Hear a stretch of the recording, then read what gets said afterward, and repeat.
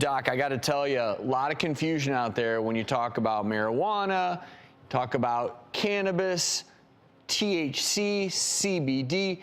Talk to us about how cannabis oil in a case like this with Zariah can actually help cure a child of pediatric seizures. As a pediatrician, you know, I've been helping children for many years, and over the last 5 years as CBD has been available, I've been able to treat over 400 children with what we call treatment-resistant epilepsy, meaning no other medications work.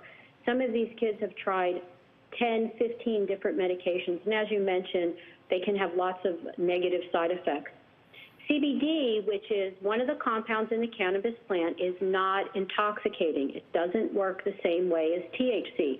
So when we talk about cannabis, we have to talk about THC cannabis or CBD cannabis, because they are different entities. And in this case, you're using an oil with the CBD to control the seizures without the untoward potential side effects of THC. Is that correct? That's exactly right. We're using oils that are what we call CBD rich, so they have a lot of CBD.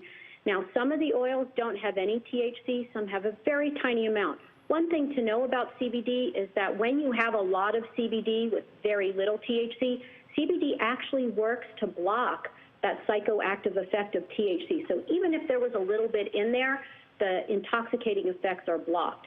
And that's one of the reasons that we feel very safe using it in children, because we're not, the goal, of course, is not to intoxicate them. It's to help with the seizure disorder. And so I think medicinal marijuana has done wonders in cases like this. I'm just wondering about long-term studies as far as potential side effects. Do you have those to back the use of this for children? Well, we don't have long-term studies because really it's only been about 5 years that we've had CBD on the market. But what we're seeing, which is kind of amazing, is that when we see the seizures stop, I'm actually seeing children progress cognitively. There's a little girl that I take care of who at age 9 could not read or write, and on CBD oil she learned to read or write. She's been on it now for 5 years with some incredible advancement.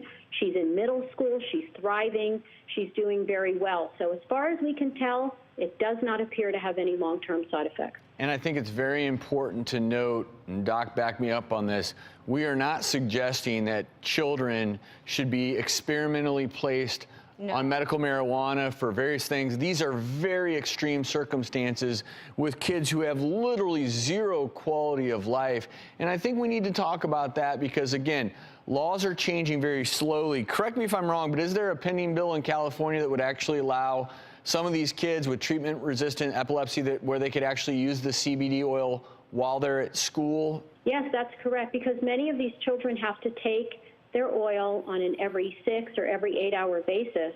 And because of the illegality, the schools have a rule that they cannot have it on school grounds. But this is medicine for children. We are not talking about anything else. We're talking about medicine for children who, by the way, have lots of other things going on. There's no reason that we can't help them out and let them take their medicine at school. And this is why we've been trying to raise awareness on our show as well. I think there is still a lot of legwork to be done. Marijuana is still federally illegal, so the kinds of studies that need to be done and properly prepared, funded, et cetera, many of them haven't been done, won't be done until we progress with federal versus state laws. But the thing that I just want to unequivocally say to individuals like you, Cindy, parents who love their children and are seeking any possible treatment to literally save their kids' lives, I applaud you. And I think that you are helping to advance this cause. And if people are so afraid to talk about new treatments, but all you gotta do is watch the video of Zariah laughing and compare and contrast that with how she was. And that video of her laughing is one I'm gonna be thinking of when I go to bed tonight. And I wanna, let's watch it, let's watch it one last time.